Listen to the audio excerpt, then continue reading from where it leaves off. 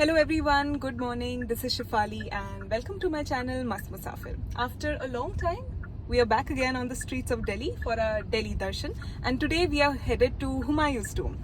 Now, a guilty secret here. अभी कुछ दिनों पहले ही मैं हुमायूं's tomb गई थी, पर आज हम वहाँ दोबारा जा रहे हैं क्योंकि दिल अभी भरा नहीं. So come on along with me on this journey. Humayun's tomb, we are coming.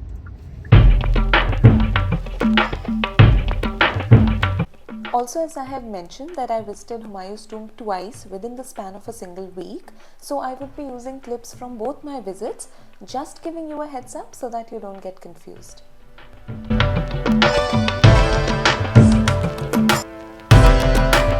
So we have finally reached our destination. We have parked our car over there behind me. That's the Humayun's tomb and Sundar Nursery parking. If you see to my left, then and if you go straight, that's where we have the ticket counters for Humayun's tomb, Humayun's tomb's museum and Sundar Nursery. So you can collectively get it from there. If you go straight ahead, you will come to the famous Sundar Nursery, a beautiful picnic spot and all. And now right here behind me at the Golambar is the famous Sabz Burj. So many a times we have crossed this path and we have wondered ki ye kaun si building hai, it looks so pretty. So this is called Sabz Burj. This is also a Mughal era mausoleum, and to my right is the complex of the Humayun's tomb. So you come with me and we'll go and get our tickets. So come along. So Sabz Burj is literally translated as the Green Tower. It is one of the earliest Mughal era buildings. It is believed to have been built by Humayun as a tomb for his mother, but we are not sure about that. This building is famous for its blue tile dome and a ceiling with lapis lazuli work painted with real gold.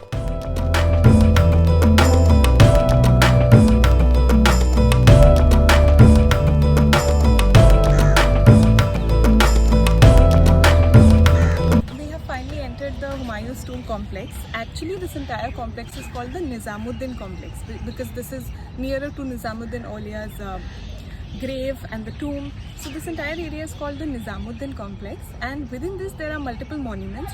Also, the monuments are from different eras, so not all of them are Mughal monuments. For instance, when we enter, that's where we have entered from, and then towards our right is the Isa Khan's tomb, and then as we walk straight, in front of us is the gateway, and towards the left is Bu Halima's tomb, which we'll see. So we are first starting with Isa Khan Niazi's tomb, which was built in 1547 AD.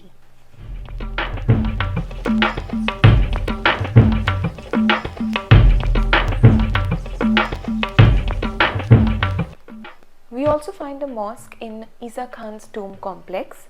Back in those days, the tombs of royalty and nobility also had a mosque in the vicinity.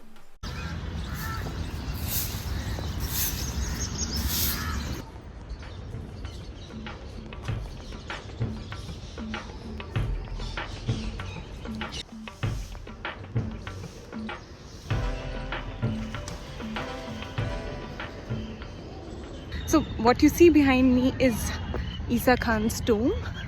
He was apparently a noble in Sher Sur's court, and this tomb behind me is 2 decades older than Humayun's tomb itself. So interesting.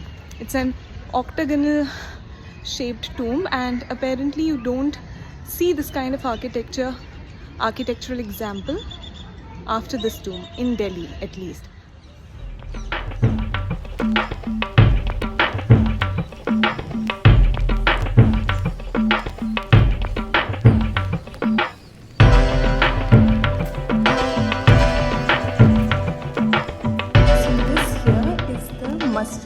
On the western part of the complex of Isa Khan's tomb.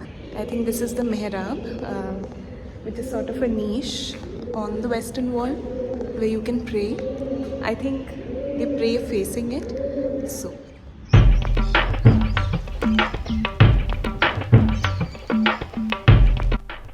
now we are in Bu Halima's tomb garden enclosure.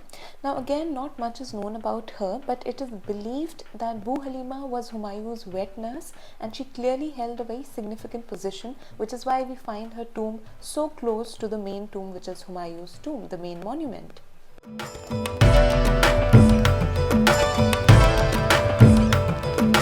Look at the carpet of leaves behind me. Pretty.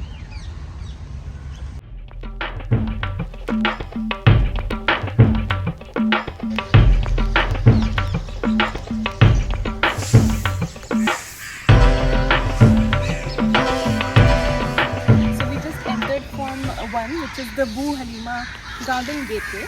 Yeah? And now we are standing near the Arab Sarai Gateway.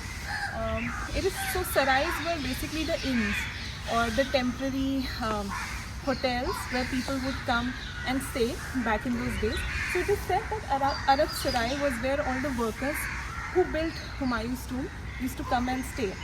So the characteristic feature of any Mughal monument is its grand gateways. So this is one such example of that. So look at how thick the doors are. It's almost wider than me, and you can see the length. It goes all the way up.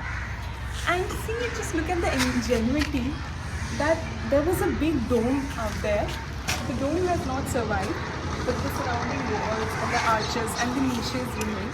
How beautifully they have made all their structures, yet not compromising its strength and sturdiness, which is why they have survived even now. Also, once you go in from here, if you go in further, you will come to the Afsarwala tomb. And Afsarwala tomb is the tomb of somebody called Afsarwala, who apparently was a noble or an official.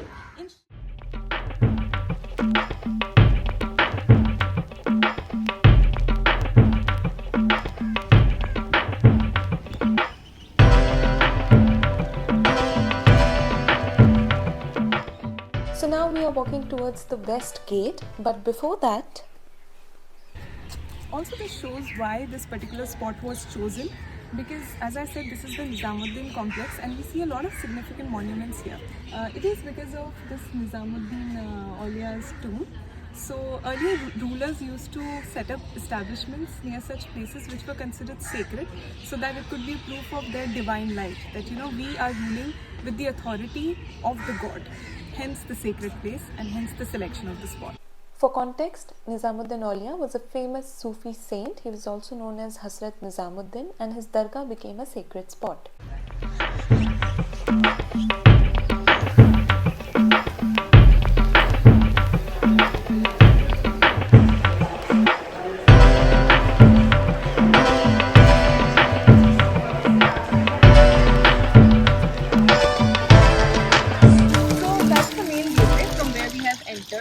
और typical Mughal monuments की तरह एक अच्छा सा बाग बगीचा होता है और फिर आपके सामने बड़ा मॉन्यूमेंट आता है, बट वहाँ पहुँचने से पहले we have come into the bagh bagicha. This is a typical Mughal bagh which is called a chahar bagh और चार बाग, रफली बिकॉज एक बड़ा सा स्क्वायर गार्डन होता है और रफली 4 मेजर सेक्शंस में डिवाइडेड होता है. स्ट्रेट चैनल्स होते हैं, पाथवेज होते हैं बीच में, and they cut the square into 4 equal sections, which are then further subdivided into smaller sections. So all these narrow water channels, they come and they intersect here, and all the intersecting points have a beautiful pool. So basically Humayun's tomb है क्या? ये Mughal emperor, the second Mughal emperor Babur का बेटा हुमायूं, उसका मकबरा है, टूम है, mausoleum है, और उनकी डेथ 1556 में हुई थी इन हिज सिटी दीनपना, जो कि अब पुराना किला बन चुका है. वहाँ पे वो लाइब्रेरी अभी भी है जिसकी सीढ़ियों से गिरकर अनफॉर्चुनेटली ही डाइड. फिर मुगल एम्परर्स का ऐसा होता था कि बॉडी कभी यहाँ कभी वहाँ, अनस्टेबल सा रूल था, तो उनकी डेथ तो 1556 में हुई थी, लेकिन इस मकबरे का बनना शुरू हुआ था 1562 में और 71 तक चला. तो 1562 to 71, which is 16th century.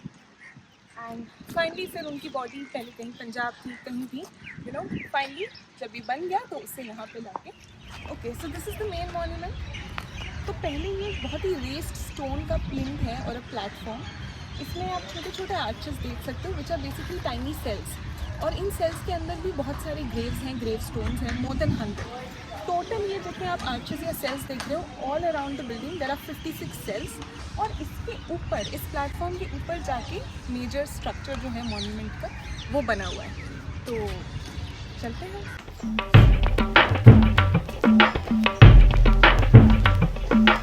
ऊपर आते ही, वो सीढ़ियाँ चढ़ते ही, इट्स लाइक आप हेवन में पहुंच गए हो, और इतनी शांति है, सुकून है चारों ओर. You can just see birds flying around.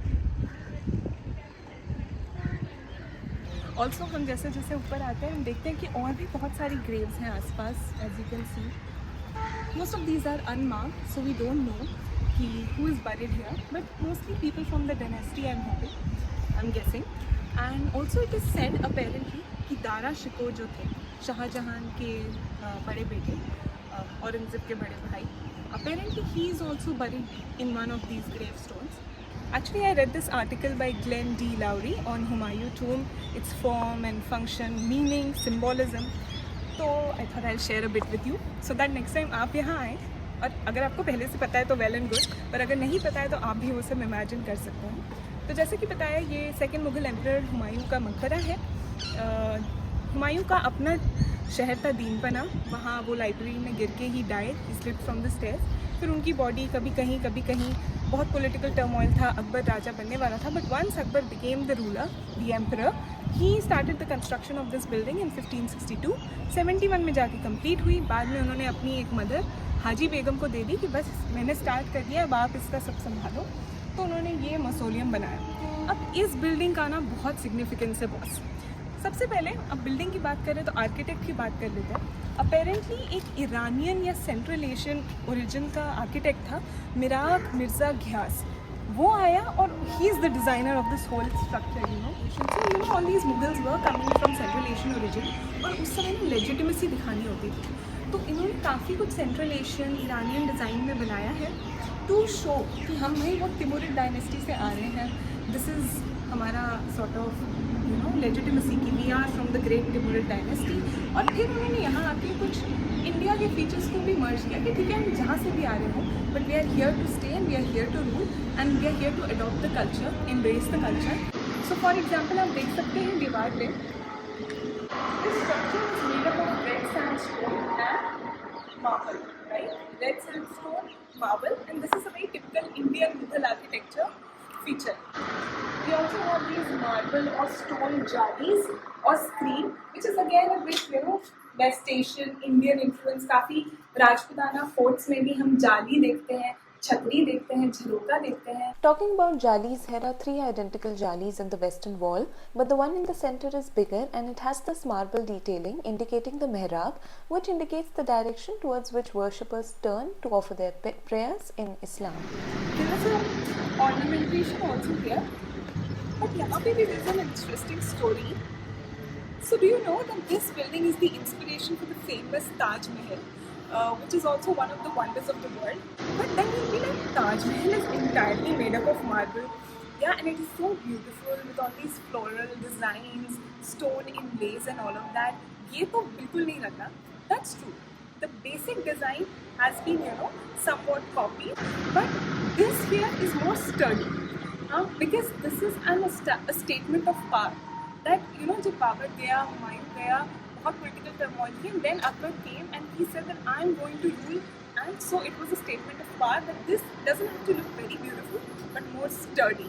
Whereas Taj Mahal is, the so-called romantic story कि शाहजहां ने प्यार में अपनी बेगम मुमताज़ के लिए और उनकी याद में बनाया था. तो that is more nonsense, more ornamental, marble में बना हुआ है, कलरफुल स्टोन्स के इनलेज हैं, बहुत ही बारीक नक्काशी है, और उसमें बहुत ही ज़्यादा इंस्क्रिप्शंस भी हैं. वेराज आप यहाँ पे देखोगे तो you will not find many Quranic inscriptions और Persian and Arabic inscriptions. This is more sturdy and raw and rough, more masculine in its temperament. So आप देख सकते हैं ये बहुत स्टर्डी, मैग्निफिसेंट और इम्पोजिंग मॉन्यूमेंट है.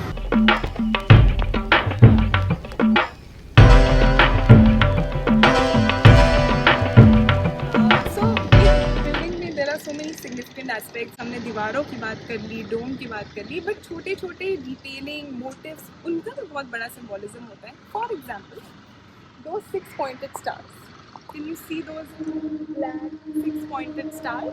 वो स्टार्स सिर्फ एक डेकोरेटिव पर्पस के लिए आर्बिट्रेरली वहाँ नहीं लगाए गए हैं. अपेरेंटली उसका भी सिंबॉलिज्म है. It is said that Islamic astrology में अ 6 pointed star meant it was a symbol for the union of opposite or opposing forces.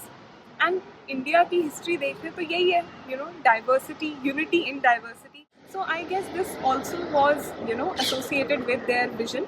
तो Akbar, as we also know, was himself not literate. He could not read and write. तो वो हमेशा pictorial भाषा में बात करते थे कि पिक्चर्स से मैसेज पहुंच जाना चाहिए, सिंबल से मैसेज. तो वो चाहते थे बिल्डिंग्स में ऐसे सिंबल हो जिससे प्रजा, जनता समझ जाए कि what is their plan. So this is what the 6 pointed star stands for.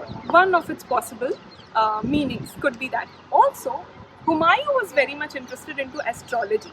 So, in fact, just library mein he slipped and died. There also he would keep a lot of astrological books. He would go read up and कहते हैं कि वो astrology के हिसाब से अपने dresses भी change करते थे. So there were different colors for different days, and he would dress up accordingly.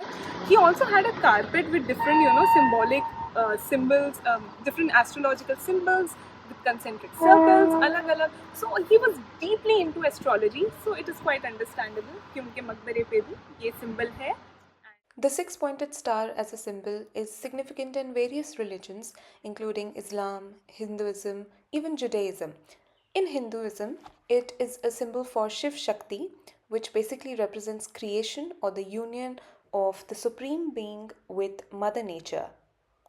So this is the southern wall or the southern side or the southern flank of the monument, and this is where we enter it from.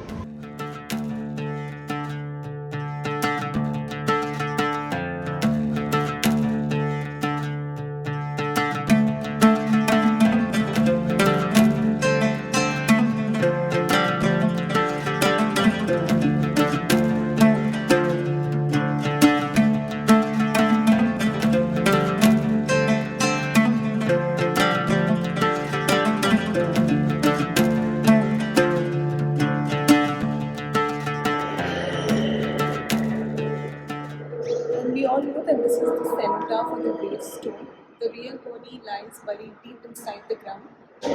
Also, when you look up, you can see a dome, but this structure actually has a double dome also.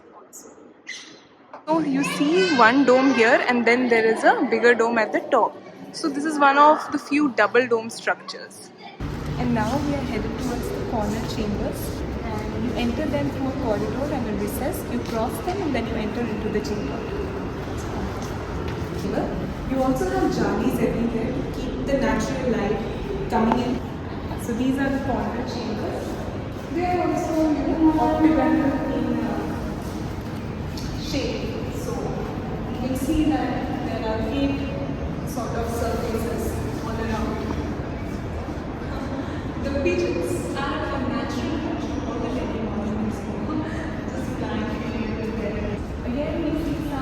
unnamed or unmarked tombs here, probably of the court officials or other members of the royal family or the nobility. Here though, you can see inscriptions. They are relatively more ornate.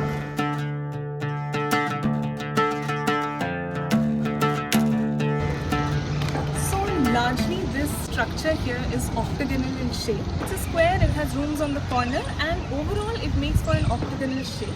The 4 flat square surfaces at the corner are chamfered like this, so it makes for an extra surface. Also, what is interesting about this building over here, the structure, is that it is radially symmetrical. So it is symmetrical from all sides, and if you were to run an axis along it or right through it, it will be divided into equal halves, but that you can do from any of its sides. So this building is sort of an architectural marvel. It's an inspiration for Taj Mahal. It is one of its kind, where it brings in all these different influences, which have existed before, but it brings them all together, combines them together, and sort of presents to you in a new avatar. So yeah, एक monument के location के पीछे भी बहुत कहानी होती है.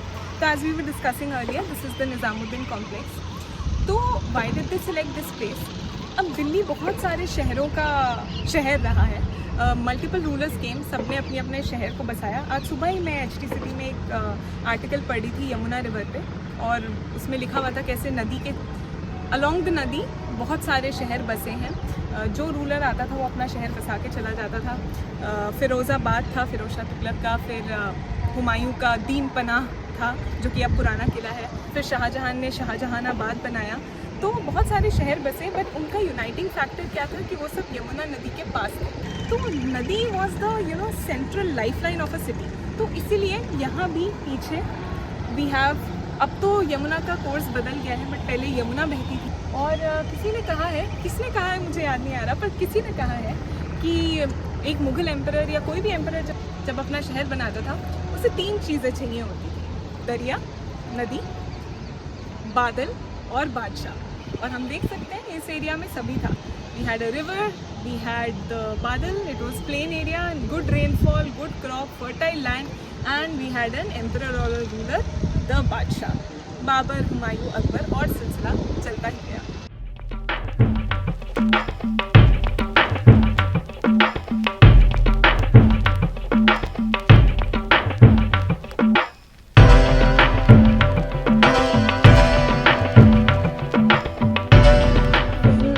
I'm finally done with my Humayun's tomb visit.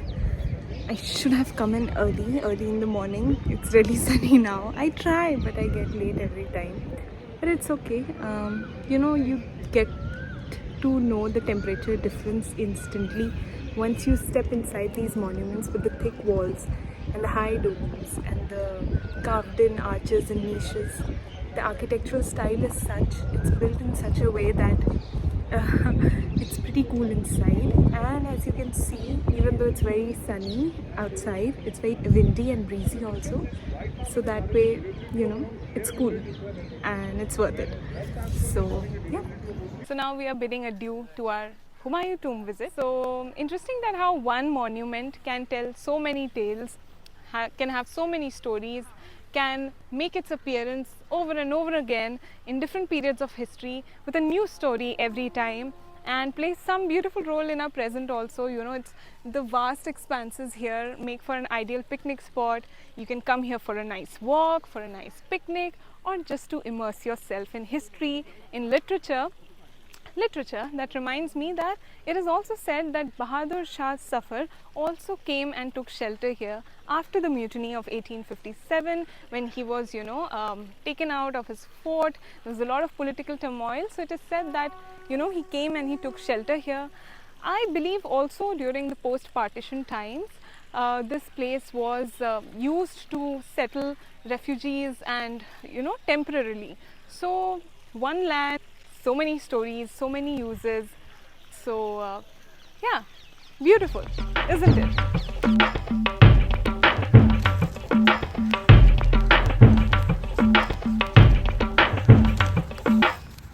So after a very tiring trip to the Humayun's tomb, we have now come to Sundar Nursery.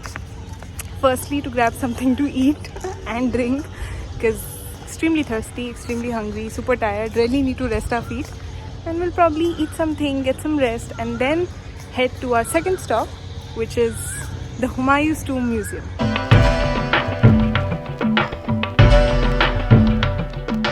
Okay, so we have finally come and taken a spot here at the Carnatic Cafe in Sundar Nursery, and we have ordered our masala dosas, classic plain masala dosas. Got a fresh drink of kokum here, and I'm ready to dig into it. Also, we have got an epic spot right next to the pond with this nice fountain.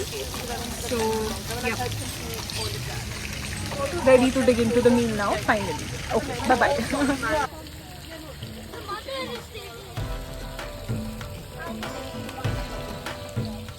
On to our last stop now, the Humayun's Tomb Museum. The entry was from the Sundar Nursery complex itself. However, I believe there's one from Humayun's Tomb complex also, but it is not functional yet.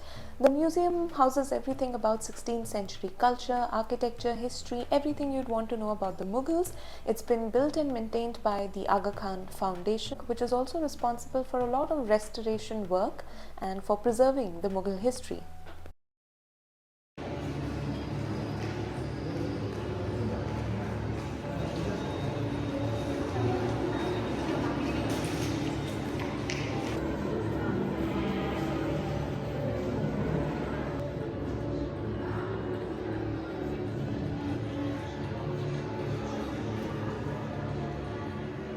Abdur Rahim Khane Khana was also known as Rahim Das. He was a poet and a minister in Akbar's court. He was one of their Navratnas, and he's famous for his dohe. So we are in Rahim Khane Khana's enclosure, and now we have come across the section where we celebrate his literature, his dohas, and we have come across the famous one that even a kid knows, I suppose, I hope.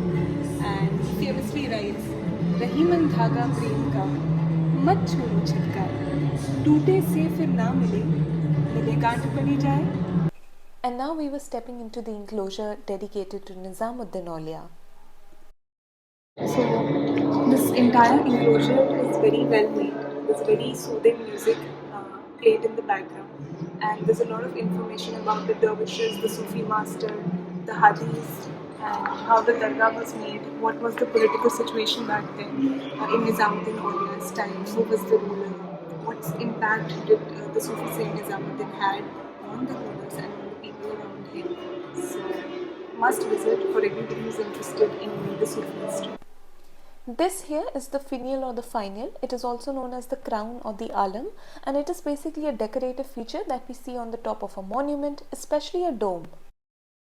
Basically, big copper vessels which are attached on a teak log, and then they're covered with gold. So gold plated or gold. So pretty huge, pretty massive.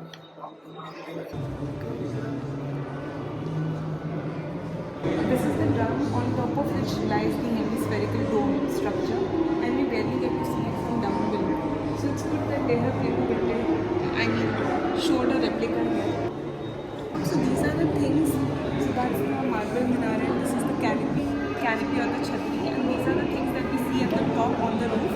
From down below, they look really miniature size, but they're actually this huge.